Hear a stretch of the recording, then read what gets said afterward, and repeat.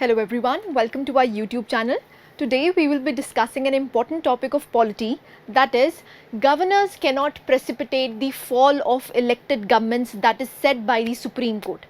अब रिसेंटली आपने न्यूज़ में देखा होगा कि ये काफ़ी ज़्यादा न्यूज़ में था, क्योंकि जो सुप्रीम कोर्ट है उनके जो चीफ जस्टिस हैं उन्होंने कहा है कि जो गवर्नर का रोल है वो बहुत क्रूशियल है किसी भी गवर्नमेंट में। अगर हम गवर्नर की बात करते हैं तो वो पॉलिटिकल रहना चाहिए, लेकिन अगर हम रिसेंटली जो महाराष्ट्र फॉल हुआ था, जहां पर इलेक्टेड गवर्नमेंट उद्धव ठाकरे की जो गवर्नमेंट है उसका फॉल डाउन हुआ था, वहां पर उनको गवर्नर का जो रोल है वो बायस देखने को मिलता है। तभी ये कहा गया है that governors can not precipitate the fall of elected governments. अब ये न्यूज़ में क्यों था, वहाँ से स्टार्ट करेंगे। गवर्नर्स का क्या रोल होना चाहिए उसको भी डिस्कस करेंगे। So let's start the session by in news. So आप देख सकते हैं the bench was referring to then Maharashtra governor Bhagat Singh call for a trust vote on the floor of the house, which eventually led to the fall of Uddhav Thackeray government in 2022. सो ये जो case है वो किसके लिए है? महाराष्ट्र गवर्नमेंट में जो उद्धव ठाकरे की सरकार थी उसको गिराया गया था। क्यों गिराया गया था? क्योंकि यहाँ पर कहते हैं कि जो गवर्नर का रोल है वो जो है वो बायस्ड आपको देखने को मिलता है, and governors should not precipitate the fall of the government. क्योंकि जो गवर्नमेंट है, इलेक्टेड गवर्नमेंट है, वो किसके द्वारा चुन के आई है? That is by the people. So यहाँ पर आप पीपल का मैंडेट, जो लोगों का मैंडेट है, उसको डिनाई करके आप गवर्नर को ज़्यादा पावरफुल पोजीशन में लेके आ रहे हैं, जिसको एक्चुअली में एपॉलिटिकल रहना चाहिए, लेकिन अब वो क्या हो चुका है? बायस्ड हो चुका है, राइट। सो यहाँ पर एक और स्टेटमेंट दी गई है, people may ditch their government, but the trouble starts when governors become willing allies by calling for a trust vote. So problem यहाँ पर यही है, जो people हैं they can actually ditch the government, क्योंकि elected government है, लोगों के द्वारा चुनी गई government है। तो यहाँ पर लोग अगर अपनी गवर्नमेंट को डिच कर देते हैं, दैट इज़ फाइन, लेकिन प्रॉब्लम कहाँ पर स्टार्ट होती है? जब गवर्नर्स इंटरवीन करते हैं। दो गवर्नर को क्या रहना चाहिए? Apolitical, right. That is why ये न्यूज़ में था। सो आप देख सकते हैं DY चंद्रचूड़ की आपको स्टेटमेंट देखने को मिलती है, the governor cannot enter into any area by which his action would precipitate the fall of the government. Governor का यहाँ पर रोल ये होना चाहिए कि जो इलेक्टेड गवर्नमेंट है वो बची रहे, rather than it should precipitate the fall of the government, right. So I hope यहाँ तक क्लैरिटी है। अब हम जान लेते हैं discretionary powers of the governor. अब देखिए, एक तो कॉन्स्टिट्यूशनल पावर्स होती हैं और कुछ आपको सिचुएशनल डिस्क्रिशनल पावर्स देखने को मिलती है। जब हम सिचुएशनल डिस्क्रिशनरी पावर्स की बात करते हैं तो सबसे पहला पॉइंट है for appointing the chief minister after no party get the clear majority. Number 2, when he dismisses the Council of Ministers on an inability to prove the confidence in the Legislative Assembly. अब यहाँ पर जो Maharashtra governor है उन्होंने इस बिना पे ही यहाँ पर फ्लोर टेस्ट की जो अपनी डिस्क्रिशन है वो यूज़ करी, और यहाँ पर आपको उद्धव ठाकरे की गवर्नमेंट फॉल होती हुई दिखी, राइट। सो ये सिचुएशनल डिस्क्रिशन है। लेकिन अगर हम कॉन्स्टिट्यूशनल डिस्क्रिशन की बात करते हैं तो यहाँ पर आपको देखने को मिलता है when they have to reserve the bill for the consideration of the president, number 1, when he has to recommend for president's rule in the state, number 3, when given additional charge as administrator of the union territory. अब अगर हम यहाँ पर second point की भी बात करते हैं तो सेकंड पॉइंट में भी प्रॉब्लम आती है, क्योंकि आपने जब रेकमेंड किया प्रेसिडेंट रूल तो किस बिना पे किया? क्या वो जो आपने रूल्स बनाए हैं उस पे क्या स्टेट खरी नहीं उतरी? और कौन से ऐसे सर्कमस्टांसेस हैं जब वहाँ पर आप प्रेसिडेंट्स रूल लगा देंगे? वो डिफाइंड नहीं है इन दी कॉन्स्टिट्यूशन, इसीलिए यहाँ पर भी आपको क्वेश्चन मार्क देखने को मिलता है, राइट। सो एक तो आपकी कॉन्स्टिट्यूशनल डिस्क्रिशन हो गई और एक आपकी सिचुएशनल डिस्क्रिशन हो गई। तो आप देख सकते हैं the execution of discretion beyond the constitutional permissibility is considered an attack on the elected government. So अगर आप कॉन्स्टिट्यूशनल डिस्क्रिशन को छोड़ के कोई भी डिस्क्रिशन यूटिलाइज करते हैं, चाहे फिर वो सिचुएशनल डिस्क्रिशन हो, तो एक्चुअली में इट इज़ अ थ्रेट और an attack on the elected government of the state and people's mandate. So यहाँ पर प्रॉब्लम यही है कि अगर आप यहाँ पर सिचुएशनल डिस्क्रिशन यूज कर रहे हैं तो एक्चुअली में you are hurting the people's mandate. I hope यहाँ तक क्लैरिटी है, right. So this is the discretionary powers of the governor. अब देखिए ये जो केस सुना जा रहा है तो यहाँ पर दो कीवर्ड्स को यूटिलाइज किया गया है, एक है सीरियस फॉर डेमोक्रेसी और एक है सैड स्पेक्टिकल। अब यहाँ पर ये क्यों यूटिलाइज किया गया है वो हम देख लेते हैं। देखिए सीरियस फॉर डेमोक्रेसी एक्चुअली में सुप्रीम कोर्ट ने कहा है कि जो शिंदे ग्रुप है जो एक्चुअली में यहाँ पर उद्धव ठाकरे के अगेंस्ट गया था, दोनों ही मेंबर्स किसके रहे हैं, दैट इज शिवसेना के मेंबर्स रहे हैं। लेकिन उद्धव ठाकरे का जो सेक्ट है उन्होंने यहाँ पर एनसीपी और कांग्रेस से हाथ मिला लिए। तो जो एक शिंदे का ग्रुप था, गठन था, उन्होंने कहा कि आप अपनी आइडियोलॉजी से दूर जा रहे हैं। आपकी आइडियोलॉजी तो ये नहीं है कि आपको एनसीपी और कांग्रेस के साथ हाथ मिलाना पड़े। तो जो एक शिंदे वाला ग्रुप है वहाँ पर आपको एक फैक्शन देखने को मिलता है। तो वहाँ पर सुप्रीम कोर्ट ने यही कहा है कि यहाँ पर एमिकेबली सोल्यूशन हो सकता था। यहाँ पर अगर आपको उद्धव ठाकरे से प्रॉब्लम थी, आप अपने लीडर को हटा सकते थे, एक नया लीडर लेके आ सकते थे, लेकिन जो पीपल का मैंडेट है उसको तो आपको रिस्पेक्ट रखना चाहिए था। तो यहाँ पर यही कहा गया है कि जो गवर्नर का रोल है यहाँ पर it is very serious for democracy. So अगर ये गवर्नर्स अपनी मनमानी करेंगे तो प्रॉब्लम आनी शुरू हो जाएगी in the democracy. So that is why they have said that it is serious for democracy.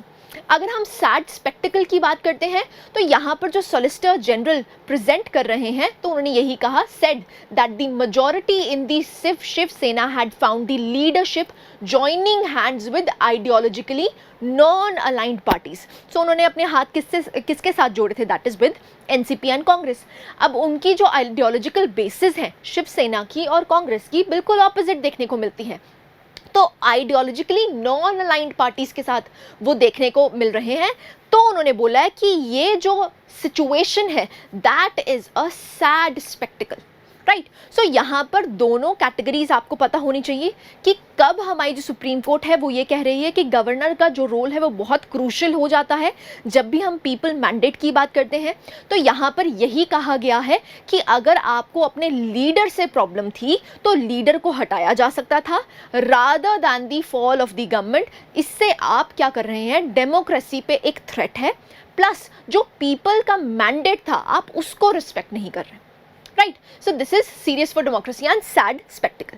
अब हम देख लेते हैं कौन से ऐसे फ्रिक्शनल पॉइंट्स हैं between governor and state relations. पहली हम बात करते हैं, governor is envisaged as an apolitical head who must act on the advice of council of ministers।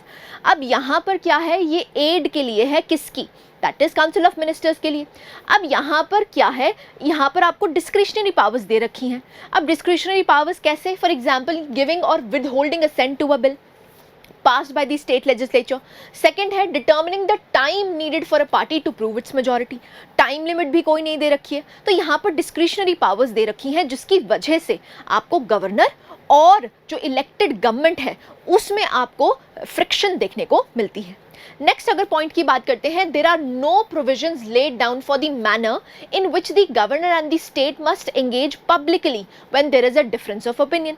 अगर दोनों में आपको डिफरेंस ऑफ ओपिनियन देखने को मिलता है, गवर्नर में और इलेक्टेड गवर्नमेंट में, तो एज सच कोई भी यहाँ पर प्रॉपरली मैनर नहीं दे रखा कि जिससे हम वो डिस्प्यूट को रिजॉल्व कर पाए, राइट। नेक्स्ट आता है, governor has a 5-year tenure, he can remain in office only until the pleasure of the president.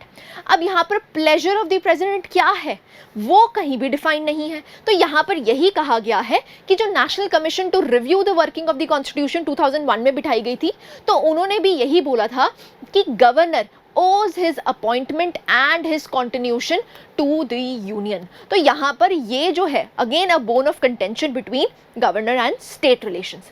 Next अगर बात करते हैं, in the constitution there are no guidelines for the exercise of governor's power including for appointment of CM और for dissolving. तो यहाँ पर again कोई guidelines properly define नहीं है कि कब आप सरकार गिरा सकते हैं और कब आप यहाँ पर फ्लोर टेस्ट की बात कर सकते हैं।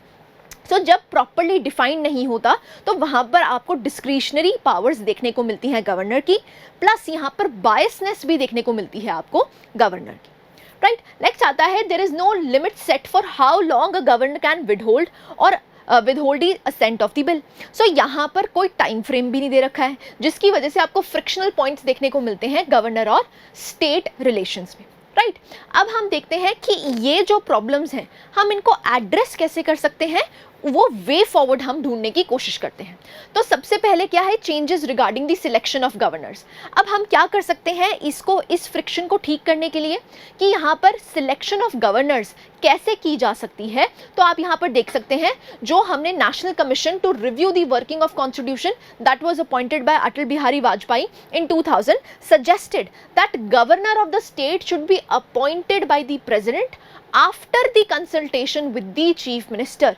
सो यहाँ पर जो चीफ मिनिस्टर है उससे कंसल्ट करके ही आपको गवर्नर को अपॉइंट करना चाहिए, नंबर 1। तो सजेशन ये दी गई है। नेक्स्ट आता है प्रपोजल बाय सरकारिया कमीशन। अब सरकारिया कमीशन क्या कहते हैं, the Sarkaria commission was set up in 1983 to look into the centre state relations. अब यहाँ पर क्या कहा गया है, it propose that vice president of India, the speaker of Lok Sabha should be consulted by prime minister in the selection of governors। so यहाँ पर आपको अगेन एक सब कमिटी बनाने की बात करी गई है जिसमें vice president, speaker of Lok Sabha, it should be consulted by the prime minister to appoint the governors. Next आता है पंछी कमीशन जो आपका कहता है। अब देखिए जो पंछी कमीशन है वो जस्टिस मदन मोहन पंछी कमेटी बिठाई गई थी 2007 में। यहाँ पर उन्होंने कहा है it proposed to that report a committee comprising of prime minister, home minister, vice president, speaker and the concerned chief minister should choose the governor। अब यहाँ पर गवर्नर को पॉलिटिकल रहने के लिए उन्होंने सजेस्ट किया है कि आपको एक कमेटी निर्धारित करनी चाहिए जिसमें आपको prime minister, home minister, speaker, vice president और chief minister of the state जहां पर आप गवर्नर लगाना चाह रहे हैं उनकी एक कमेटी होनी चाहिए, उन्हीं की सलाह के बाद गवर्नर लगाना चाहिए। नेक्स्ट है द पंछी committee recommended deleting the doctrine of pleasure. यहाँ पर यह कहा गया था, यहाँ पर जो डिस्क्रिशनरी पावर्स गवर्नर को दे रखी है, जो भी प्लेजर, डॉक्ट्रिन ऑफ प्लेजर दे रखा है गवर्नर को, वो हमें रिमूव कर देना चाहिए, जिसकी वजह से जो बायसनेस आपको गवर्नर के सब्सटेंस में देखने को मिलती है वो ना मिले, राइट। नेक्स्ट आता है it also argued for a provision of impeachment of the governor by the state legislature. अब इम्पीचमेंट का कोई प्रोसीजर नहीं है, क्यों? क्योंकि वो टेन्योर में कब तक रहता है, by the pleasure of the president. तो यहाँ पर इम्पीचमेंट का भी आपके पास प्रोविजन होना चाहिए for the governor by the state legislature. So यहाँ से भी आपका जो गवर्नर है वो पॉलिटिकल रहने की कोशिश कर सकता है, right. So this was the way forward जहां पर आप बता सकते हैं कि गवर्नर कैसे आपको पॉलिटिकल रहता हुआ दिखेगा। अब सरकारिया कमीशन और जो पंछी कमीशन है becomes very very important. Until and unless आप इसको कोट नहीं करेंगे तो तब तक आपकी जो गवर्नर का टॉपिक है वो कंप्लीट नहीं होगा, right. So this was all about the topic. यहाँ पर हम एक MCQ को डिस्कस कर लेते हैं। आई एम सॉरी आपके पास आंसर अभी ही अवेलेबल है, just read out the question. पहला स्टेटमेंट है sending a report to the president of India for imposing the president's rule. यहाँ पर डिस्क्रिशनरी पावर्स ऑफ गवर्नर के बारे में पूछा गया है। सेकेंड स्टेटमेंट है appointing the ministers. Third statement है reserving certain bills passed by the state legislature for consideration of the president of India. Fourth है making the rules to conduct the business of the state government. आपको बताने हैं correct options कौन सी हैं कि कौन कौन सी डिस्क्रिशनरी पावर्स हैं गवर्नर की। आपके पास ऑप्शंस हैं 1 and 2 only, 1 and 3 only, C that is 2, 3 and 4 only, और is it D 1, 2 and 3, 3 and 4 only. अब देखिए प्रीवियस ईयर क्वेश्चन है आपके यूपीएससी का, बहुत ही इंपॉर्टेंट हो जाता है और यहाँ पर आपकी discretionary powers of governor almost सारी कंप्लीट हो जाती हैं, तभी इस टॉपिक को पिक किया गया है। तो आंसर आपका बन जाता है that is B 1 and 3 only. अगर हम बात करते हैं sending the report of the president to the president of India for imposing the president's rule, yes there is discretion. अभी ही हमने पढ़ा था कॉन्स्टिट्यूशनल डिस्क्रिशन है। नेक्स्ट आता है आपका जस्ट अ सेकेंड, थर्ड जो स्टेटमेंट है वो भी करेक्ट है, that is reserving certain bills passed by the state legislature for consideration of the president of India, that is also true. ये भी आपकी कॉन्स्टिट्यूशनल डिस्क्रिशन है। लेकिन अगर हम यहाँ पर अपॉइंटिंग द मिनिस्टर्स की बात आते हैं तो यहाँ पर ये डिस्क्रिशनरी पावर नहीं है।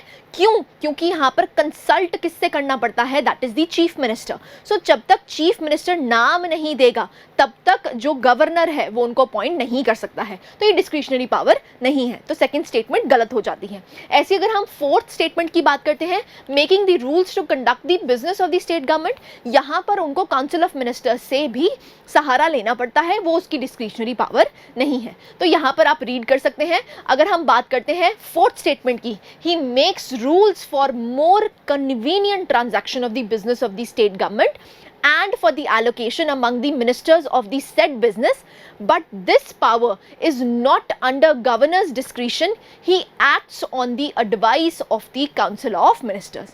So advice किससे लेनी पड़ती है उसको? council of ministers से। so वो उसकी discretionary power नहीं है। आपसे explicit question पूछा गया था कि बताइए गवर्नर की discretionary powers क्या है, right? So this is the explanation. So this was the holistic coverage जहाँ पर गवर्नर की पोजीशन को बताया गया है, प्लस वो फ्रिक्शन में कैसे आता है स्टेट लेजिस्लेचर के, और इसको सुधारने के लिए हम क्या कर सकते हैं। I hope you like this session. Thank you very much.